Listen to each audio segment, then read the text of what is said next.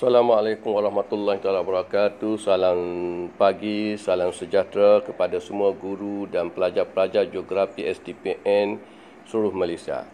Saya Cikgu Muhammad Nazibu Muhammad, guru geografi SDPN, pengetua Sekolah Menengah Kebahasaan Mulun. Kita sekali lagi akan berjumpa dalam kuliah keempat kita masih lagi berkaitan dengan geografi fizikal untuk penggayaan kedua, sambungan daripada kuliah yang ketiga pada yang lepas.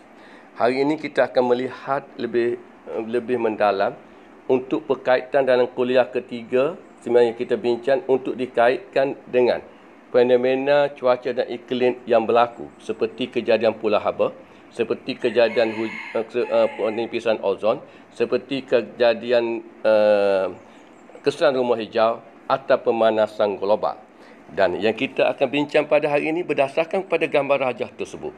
Untuk panduan kita terlebih dahulu, dan kita boleh guna nanti dengan gambar rajah ini, iaitu gambar rajah berkaitan dengan Pulau Haba untuk kita bincangkan semula tajuk yang berkaitan dengan penipisan ozon, kesan rumah hijau atau pemanasan globalnya nanti. Baik, dalam perbincangan kita pada hari ini, kita masih lagi berdasarkan kepada perbincangan kita pada kuliah yang ketiga. Dan kita masih ingat lagi, dalam kuliah yang ketiga kita mengatakan bahawa aktiviti manusia aktiviti manusia yang menyebabkan berlaku perubahan pada fenomena cuaca dan iklim, sama ada Pulau Haba, sama ada kesan rumah hijau, penipisan lapisan ozon, disebabkan oleh 3 proses. Iaitu proses yang pertama melalui proses penyerapan haba, yang kedua melalui proses kurang sejak perpulahan, yang ketiga melalui proses kadar pancaran cahaya matahari yang sampai ke permukaan bumi dengan kadar yang tinggi. Hasil daripada aktiviti manusia tersebut. Maka berdasarkan daripada 3 perkara ini, maka dalam berpandukan gambar rajah yang kita paparkan, lakaran yang saya paparkan tersebut, maka kita cuba melihat apakah aktiviti manusia yang boleh menyebabkan berlakunya Pulau Haba melalui 3 proses tersebut, supaya memudahkan untuk kita memahami dan menhurai untuk kejadian Pulau Haba yang disebabkan oleh aktiviti manusia. Dan berdasarkan gambar rajah ini tersebut juga, insya-Allah kita akan mampu juga untuk membincangkan kejadian penipisan ozon, untuk membincangkan kejadian berkaitan dengan kesan rumah hijau nanti. Baik, sebelum kita pergi lebih lanjut, baik, kita lihat pada paparan gambar rajah yang saya lakarkan tersebut. Ini merupakan paparan gambar rajah yang berkaitan dengan kejadian Pulau Haba yang disebabkan oleh aktiviti manusia. Saya yakin pelajar dan guru semua mengetahui, secara konsepnya dimasukkan Pulau Haba bermakna suhu di kawasan bandar panas berbanding dengan suhu di kawasan luar bandar. Disebabkan beberapa perkara, iaitu terutamanya disebabkan oleh aktiviti manusia. Baik, dalam lakaran gambar rajah tersebut, saya lakarkan iaitu yang dalam nombor. Saya lakarkan dalam bentuk nombor yang ditulis nombor dalam warna hijau. Nombor yang pertama merujuk kepada permukaan bumi, iaitu permukaan bumi penurapan tak dan semi, bermakna di kawasan bandar permukaan buminya ditutup dengan tak dan semi sebahagian besarnya ataupun dengan konkrit. Manakala yang kedua merujuk kepada bangunan tinggi yang mencakar langit, itu fenomena di kawasan bandar. Yang ketiga pula merujuk kepada sebahagian besar bangunan-bangunan di kawasan bandar adalah terdiri pada bangunan konkrit, itu nombor 3. Manakala nombor 4 merujuk kepada pembakaran fosil daripada industri yang membebaskan asap di ruang udara. Manakala gambar rajah yang kelima menunjukkan peningkatan penggunaan pengangkutan di kawasan bandar yang juga membebaskan asap di ruang udara.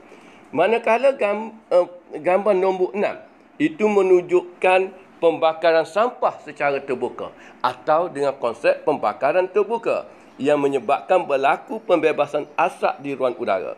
Manakala yang ketujuh iaitu merujuk kepada pembinaan di kawasan bandar, iaitu pembinaan kawasan bandar digambarkan membebas partikel habuk dan debu di kawasan bandar.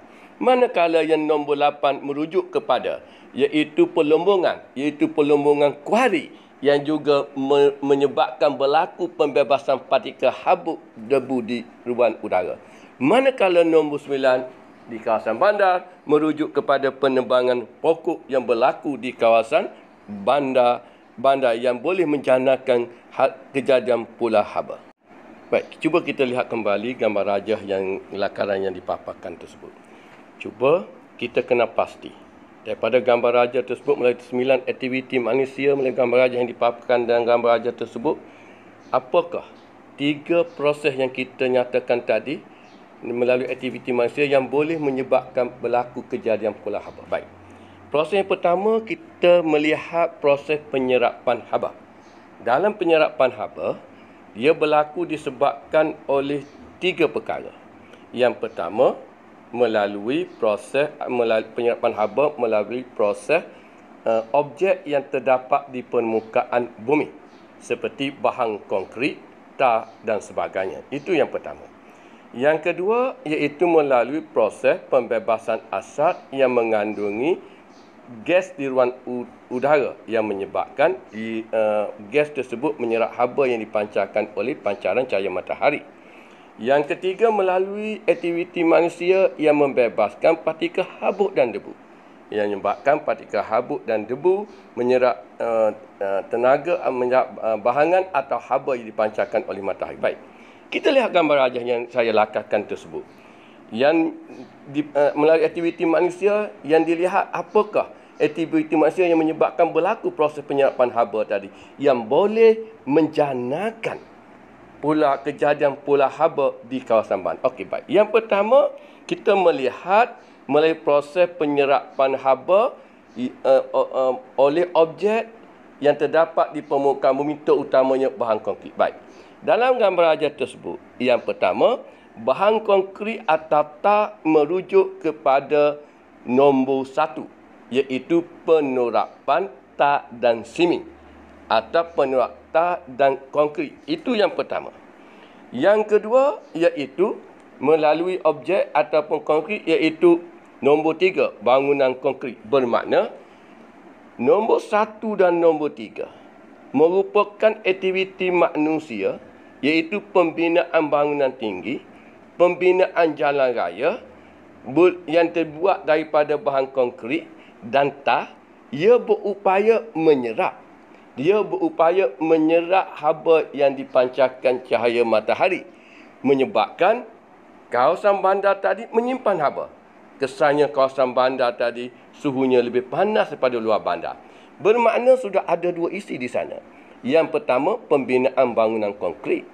Yang kedua, pembinaan jalan raya yang dibuat daripada tar ataupun konkrit. 2 fakta yang kita boleh guna pakar untuk kejadian pula haba tadi yang boleh menyebabkan berlaku penyerapan haba melalui bahan yang terdapat di permukaan bumi.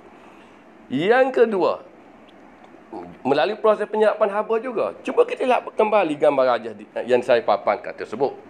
Kita melihat penyerapan haba yang disebabkan aktiviti membebas asap yang akan menghasilkan pelbagai gas ruang udara yang menyebabkan berlaku penyerapan haba yang dipancarkan oleh cahaya matahari. Maka yang pertama yang kita boleh lihat iaitu pada aktiviti nombor 4, pembakaran fosil daripada industri, dan aktiviti nombor 5 iaitu peningkatan penggunaan pengangkutan di kawasan bandar, dan nombor 6 iaitu pembakaran secara terbuka. 3 aktiviti yang dipaparkan dalam gambar rajah tersebut yang berupaya membebaskan asap yang mengandungi pelbagai gas yang menyebabkan gas tersebut menyerap cahaya haba pancaran oleh matahari, menyebabkan ruang lingkup di kawasan bandar tadi panas suhunya berbanding dengan kawasan luar bandar. Baik, bermakna kita sudah ada 5 isi, 5 fakta untuk menjawab jawapan aktiviti manusia yang menyebabkan berlaku kejadian pula haba. Baik. Dalam penyerapan haba juga, kita sudah bersetuju mengatakan penyerapan haba yang boleh menyebabkan berlakunya peningkatan suhu juga disebabkan oleh penyerapan haba yang berlaku melalui partikel habuk dan debu. Maka cuba kita lihat kembali gambar rajah yang kita paparkan tersebut. Apakah aktiviti Apakah nombornya yang menyebabkan berlaku pembebasan partikel habuk dan debu di atmosfera yang menyebabkan boleh menyerap haba di kawasan atmosfera tadi. Maka dalam gambar raja yang saya lakarkan tersebut iaitu nombor 7, iaitu berkaitan dengan pembinaan yang membebaskan partikel habuk dan debu di ruang udara. Dan nombor 8 iaitu pelombongan merujuk kepada kuari yang menyebabkan habuk dan debu juga menyerap haba yang dipancarkan oleh cahaya matahari yang menyebabkan kawasan bandar suhunya panas. Maka itu proses penyerapan haba disebabkan oleh aktiviti manusia yang menyebabkan suhu kawasan bandar yang boleh menjanakan kejadian pula haba. Baik. Yang proses yang kedua yang kita bersetuju iaitu berkaitan dengan kurangnya berlaku sejak perpulahan di atmosfera.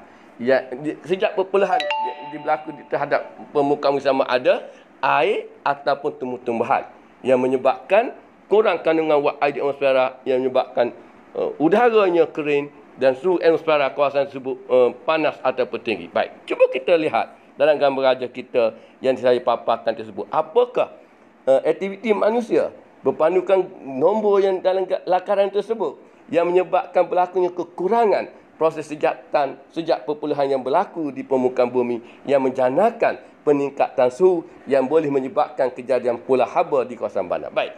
Maka kalau dilihat itu, yang paling jelas sekali iaitu nombor 9, iaitu berlaku penebangan pokok. Maka apabila berlaku penebangan pokok, proses sejak perpuluhan tidak berlaku. Kandungan wak air di atmosfera berkurangan, udara kelembapan udara rendah menyebabkan udara kering, suhu di bandar panas. Dan nombor 2 yang kedua yang boleh diambil adalah nombor 1, iaitu permukaan bumi ditutup oleh tadan konkrit menyebabkan menghalang proses sejatan air daripada bawah tanah, juga menyebabkan kurang kandungan wak air di atmosfera yang boleh menyebabkan kejadian pula haba. Bermakna untuk proses yang ketiga iaitu kurang sejak perpuluhan yang boleh menjanakan peningkatan kejadian pula haba di kawasan bandar adalah berpandukan gambar raja di sini nombor 9 dan nombor 1. Dan yang ketiga prosesnya iaitu kadar pancaran cahaya matahari yang sampai ke permukaan bumi dengan kadar yang banyak. Apakah aktiviti manusia yang boleh menyebabkan berlakunya sedemikian rupa? Sekali lagi iaitu aktiviti nombor 9.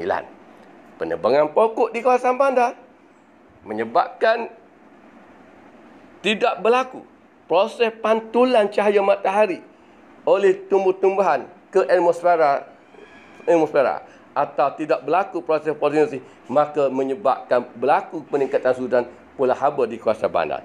Ini bermakna apabila kita melihat gambar raja ini dan apabila kita bincang melalui skop yang kita nyatakan dalam kuliah ketiga, ia lebih memudahkan kita. Dan cara huraian kita dapat kumpulkan kepada kita 3 kategori, iaitu penyerapan haba dan juga melalui penyerapan haba melalui kurangnya proses sejak perpuluhan dan disebabkan oleh kadar pancaran cahaya matahari ke permukaan bumi dengan kadar yang banyak melalui aktiviti manusia tadi. Maka kalau kita menggunakan dengan kaedah ini, mungkin huraian kita lebih jelas dan mungkin dalam perbincangan kita tidak akan tertinggal isi-isi yang sepatutnya ada dalam perbincangan kita nanti.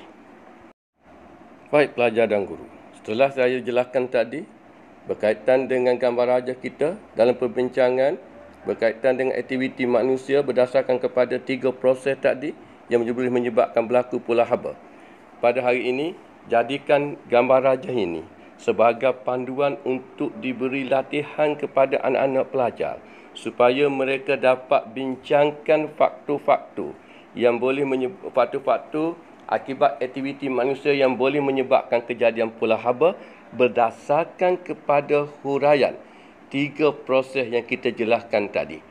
Dan saya yakin dengan kaedah ini anak-anak pelajar berpandu pada gambar raja, anak-anak pelajar mampu menjawab. Jadikan ini sebagai satu latihan kepada anak-anak pelajar kita semua. Baik. Yang satunya, daripada gambar raja ini, wahai pelajar dan guru, sekiranya gambar raja ini diubah suarakan sedikit, oleh guru dan anak pelajar. Cuba masukkan sedikit, iaitu gambar rajah yang berkaitan dengan penggunaan CFC. Gambar rajah yang berkaitan dengan penggunaan racun dan baja kimia dalam pertanian. Maka saya yakin apabila ditambah dengan beberapa faktor lain seperti penggunaan CFC, seperti pertanian penggunaan semburan racun kimia, maka ia boleh digunakan gambar rajah ini untuk menjelaskan faktor-faktor atau aktiviti manusia yang boleh menyebabkan kejadian kesan rumah hijau, kejadian penipisan lapisan ozon, kejadian pemanasan global, di samping membincangkan faktor-faktor semula jadi yang lain seperti El Nino, La Nina, kemarau, perubahan angin monsun, letusan gunung berapi yang mempengaruhi kejadian seperti kesan rumah hijau, seperti penipisan ozon, seperti pemanasan global. Dan saya rasa guru-guru boleh memperkembangkan lagi, boleh memurnikan lagi gambar rajah ini. Dengan satu gambar rajah, kita mampu membincang 4 ataupun 3 fenomena iklim dan cuaca yang berlaku dalam geografi kita. Dan dalam gambar rajah ini juga, masih ingat dalam kuliah yang ketiga, kita juga ada membincangkan berkaitan dengan kejadian hujan asid. Maka apabila dimasukkan komponen-komponen tadi juga, maka secara tidak langsung pelajar-pelajar juga boleh menghuraikan berkaitan dengan aktiviti manusia yang menjanakan hujan asid, iaitu dicampur dengan yang kita masukkan CFC tadi, penggunaan CFC, dicampur dengan pertanian, maka dicampur dengan peningkatan kenderaan, bercampur dengan industri dan sebagainya, maka ia juga boleh membincangkan berkaitan dengan faktor aktiviti manusia yang boleh menjanakan kejadian hujan asid. Wahai guru dan pelajar, saya rasa guru boleh memurnikan gambar rajah ini kembali dengan keadaan yang lebih jelas, yang lebih terperinci untuk menjelaskan pada pelajar dengan keadaan yang baik. Bermakna kita sudah mampu menyingkatkan pengajaran kita. Walau kita belajar dan tajuk pula haba aktiviti manusia, kita sudah mampu menjelaskan aktiviti manusia boleh menyebabkan kejadian hujan asid, pemanasan global, kesan rumah hijau dan penipisan ozon. Maka wahai guru dan pelajar, jadikanlah untuk kuliah keempat ini sebagai panduan kepada anak-anak pelajar kita untuk latihan mereka untuk membincangkan faktor aktiviti manusia yang menyebabkan berlaku fenomena sedemikian rupa.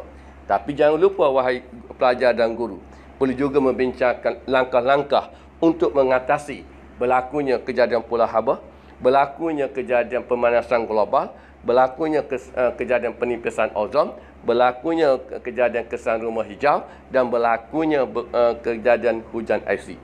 Saya rasa cikgu dan pelajar mampu untuk menjelaskan perkara ini dalam jangka masa yang terdekat, terutamanya dalam cuti disebabkan COVID-19, supaya cuti kita lebih bermakna, cuti kita diisi dengan geografi STPN supaya anak-anak pelajar berjaya dengan baik dalam STPN nanti.